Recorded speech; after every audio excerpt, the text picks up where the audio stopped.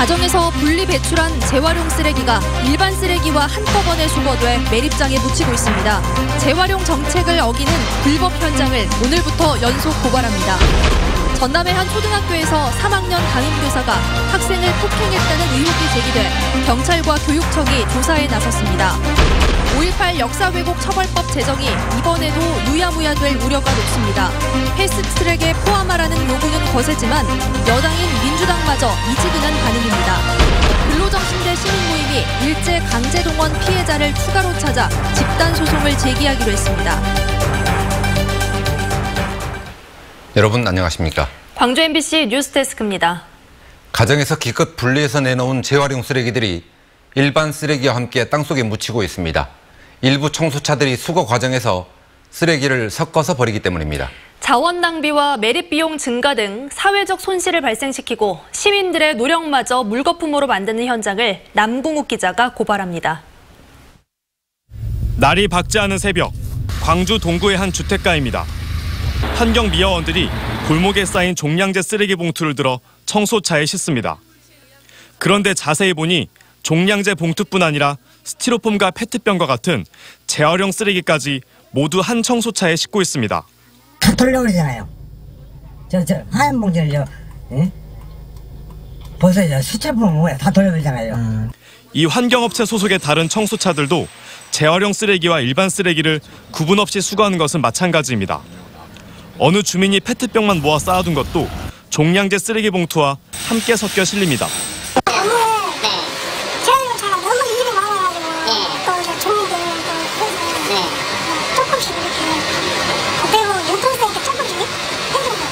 그렇다면 이 쓰레기는 어디로 실려가는 것일까? 이곳은 불에 타지 않거나 재활용이 되지 않은 일반 쓰레기만 땅에 묻는 광주시 광역위생 매립장입니다. 원래대로라면 재활용 쓰레기는 재활용 선별장으로가 분리되어야 하지만 보시는 것처럼 일반 쓰레기와 함께 모두 땅에 묻히고 있었습니다. 페트병과 유리병, 비닐이나 스티로폼 등이 질비합니다. 봉투야 재활용해서 싹 돌려버리지 않습니까? 작업차에다. 그러면 내장에 들어갈 때 단속 안 하니까 막 갖다 퍼먹으면요. 해당 환경업체는 주말 동안 쌓인 쓰레기가 많아 어쩔 수 없이 그랬다며 늘 그런 것은 아니라고 해명했습니다. 화요일이나 뭐 토요일 그럴 때 보시면 단 이제 월요일이라 작업량이 많다 보니까 워낙 평소에 보통 2배거든요. 이 업체는 광주시 동구 충장로와 금남로 등 7개 동의 쓰레기를 수거하고 있습니다. 재활용 쓰레기를 선별해 처리해야 할 환경업체가 주민들이 분리배출한 재활용 쓰레기를 되려 땅에 묻는 이해할 수 없는 행태를 보이고 있습니다. MBC 뉴스 남궁욱입니다. 전남의 한 초등학교에서 담임교사가 학생을 상습 폭행했다는 의혹이 나왔습니다. 학부모는 개학 첫날부터 폭행이 있었다고 주장합니다. 경찰과 교육청이 조사에 착수했습니다. 보도에 우정훈 기자입니다. 초등학교 3학년 9살 김군혜 등을 찍은 사진입니다.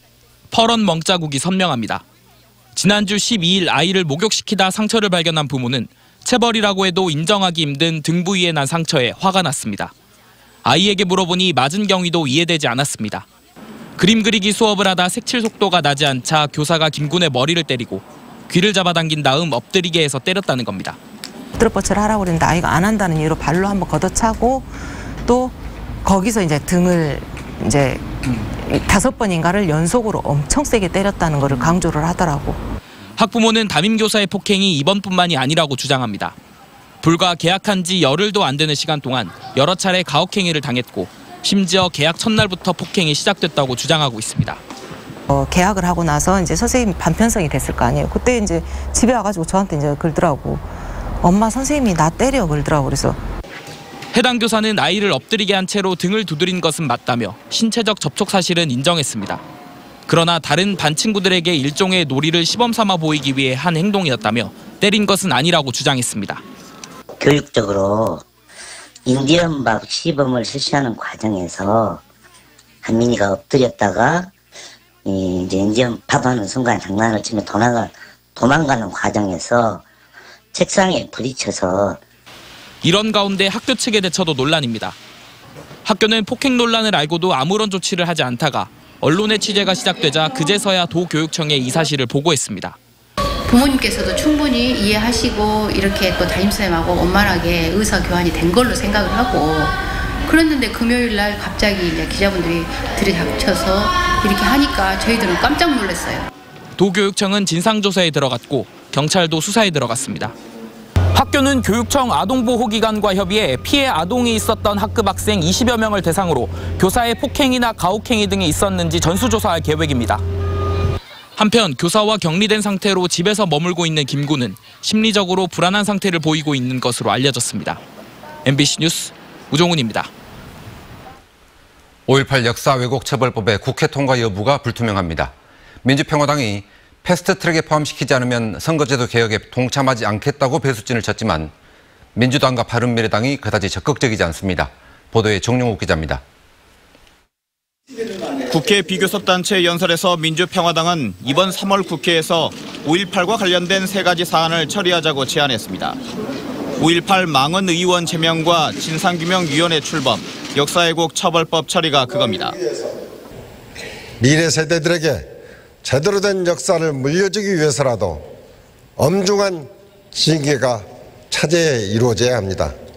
민주평화당은 특히 5.18 처벌법을 패스트트랙에 넣지 않으면 선거제도 공조에 참여하지 않겠다고 거듭 밝혔습니다. 5.18 역사왜곡 처벌 광주운동본부도 입장문을 통해 패스트트랙 포함을 촉구했습니다.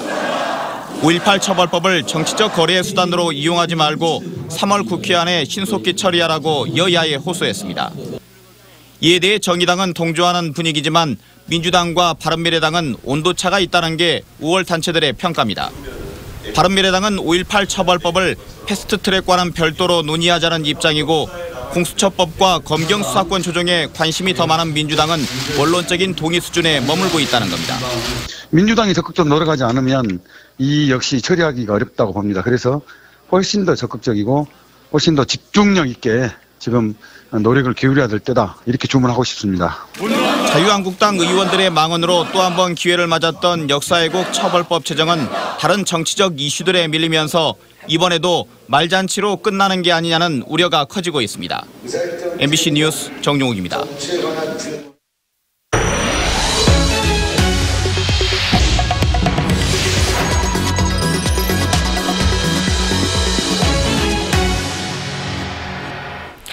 일제 강제동원 피해자는 14만 명에 이르지만 손해배상 소송을 제기한 분은 지금까지 11명에 불과합니다. 피해 입증이 어렵거나 구제 방법을 몰라서일 텐데요. 민변과 시민 모임이 피해자들을 도와 집단 소송을 제기하기로 했습니다. 보도에 송정근 기자입니다. 74살 김영수 씨의 아버지는 일제시대 일본으로 끌려가 삼정탄광에서 석탄을 캐는 일을 했습니다. 일을 하다 떨어지는 석탄에 허리도 다쳤지만 강제동원 피해자로 인정받지 못했습니다. 한국 전쟁 중 아버지가 숨진 데다 피해를 입증할 만한 자료가 남아있지 않기 때문입니다. 해보다 안 된 게 지쳐갖고 이제 나도 이제 싫어 이제 그것이 하면 다 이루어졌으면 좋은데 안 되니까 뭐. 불로정신대 시민 모임은 김 씨의 아버지처럼 강제동원 피해를 당하고도 아직 소송을 제기하지 않은 피해자들을 모아 집단 소송을 진행하기로 했습니다. 시민 모임은 우선 지난 2012년 정부 조사에서 나온 강제동원 피해자나 유족들을 찾을 예정입니다. 소송을 걸 수 있는 시효가 지난해 10월 30일 강제동원과 관련된 대법원의 승소 판결 이후 길게는 3년, 짧게는 6개월이 될 수도 있어서 시간이 얼마 남지 않았기 때문입니다. 대법원 판결에 따른 협의를 좀 하고 싶다라는 의견도 전달했지만 이것까지 묵살된 상황에서 이 피해자 문제를 해결할 수 있는 방법, 권리 구제 방법은 추가 소송밖에 없다 현재로서는. 이후 소송 과정을 지켜본 뒤 정부 조사에서 나오지 않은 강제동원 피해자가 사진이나 증언 등을 확보하면 추가 소송을 검토해 볼 계획입니다. 현재 정부 조사에서 드러난 강제동원 노무 피해자는 전국적으로 14만여 명이고 전범 기업은 340여 개입니다. 소송에 참여할 의사가 있는 강제동원 피해자나 유족들은 오는 25일부터 2주 동안 광주시청 1층에 마련된 접수창구에 관련 서류를 제출하면 됩니다. MBC 뉴스 송정근입니다. 어린 학생들이 줄어드는 농어촌 학교 교실을 늦가기 어르신 학생들이 채우고 있습니다. 학생 부족으로 인한 폐교를 막는 데는 도움이 될 수 있겠지만 어린 학생과 만학도가 한 교실에서 공존하는 데는 현실적인 고민거리도 많습니다. 강서영 기자의 보도입니다. 전교생이 16명에 불과한 여수 화양중학교 화양남분교. 이 학교에는 올해 5명이 새로 입학했습니다. 신입생 가운데 정상적인 나이에 들어온 학생은 2명, 나머지 3명은 60살 이상의 만학도입니다. 할머니와 손주뻘 학생들이 한 교실에서 함께 공부합니다. 당초 두 학년을 합쳐 6명이 넘지 않으면 다른 학년과 합동으로 수업을 해야 하지만 할머니들의 입학으로 한 학년에서 수업을 할 수 있게 됐습니다. 할머니 학생들이 가장 힘들어하는 시간은 영어 시간. 선생님에 따라 자기소개를 해보지만 쉽진 않습니다. My classmates are study hard. I like my school. I like English and Korean. 전남 관내 초중고등학교에 재학 중인 60살 이상 만학도는 모두 108명. 농어촌을 떠나는 사람이 늘면서 뒤늦게 공부하려는 노인들이 시골 학교의 빈 교실을 채우고 있습니다. 도시와는 달리 교육기관이 열악한 농어촌 지역의 어르신들에게도 학교 입학은 소중한 기회입니다. 애기들 마음이 되버렸네요 지금. 마냥 좋고 즐겁고 그냥 시간이 짧아요. 시간이 왜 이리 짧은가 모르겠어요. 하지만 이 같은 만학도들과 어린 학생들의 동행이 아직은 조심스러운 게 현실입니다. 세대 간 학습 능력과 이해도가 크게 다르고 학생 간 소통도 쉽지 않기 때문입니다. 나이 차이가 많이 나서 말이 잘 안 통해서 불편했습니다. 제가 설명해드려도 좀 말을 잘 이해를 못하셔서. 노인들의 초중고 입학이 농어촌 지역의 새로운 풍속으로 자리 잡으면서 교실 안 세대 차이를 뛰어넘는 개인별 맞춤형 수업 등 다양한 교육 개선 방안이 필요해 보입니다. MBC 뉴스 강소영입니다. 광주 8개 학교의 성면 지도에 오류가 있는 것으로 나타났습니다. 교육부가 최근 몇 년 동안 초중 고등학교의 성면 지도를 검증한 결과 광주시 동구의 모 고등학교 방송실과 보건실 등에 지도에 없는 성면이 추가로 확인되는 등 광주 지역 8개 학교의 성면 지도에서 오류를 확인했습니다. 교육부는 학생들의 건강을 위해 전국의 모든 학교에 성면 지도를 그려놓도록 법으로 정해놨고 현재 오류가 드러난 학교에 대해서는 재검증 작업을 벌이고 있습니다. 조선대학교 모 학과장이 자신의 아내를 시간 강사로 채용해 논란이 일고 있습니다. 조선대에 따르면 조모 학과장의 아내 김모 씨가 지난 2009년부터 현재까지 남편이 지도하는 학과에 교양 과목을 강의하고 있고 이 때문에 시간 강사 채용 과정에 학과장이 영향력을 행사하지 않았느냐는 의혹이 나오고 있습니다. 뿐만 아니라 조 학과장은 자신의 저서를 학과 사무실에서 판매하도록 해 논란이 일기도 했습니다. 조 학과장은 채용 과정과 교재 판매에 문제가 없다는 입장인 것으로 알려졌습니다. 대학 본부 측은 아내 채용 과정과 교재 강매 여부에 대해 사실관계를 확인할 예정입니다. 광주 남부경찰서는 휴대전화를 훔친 뒤 인터넷 뱅킹으로 4천만 원을 빼낸 혐의로 16살 임모군 등 3명을 붙잡아 조사하고 있습니다.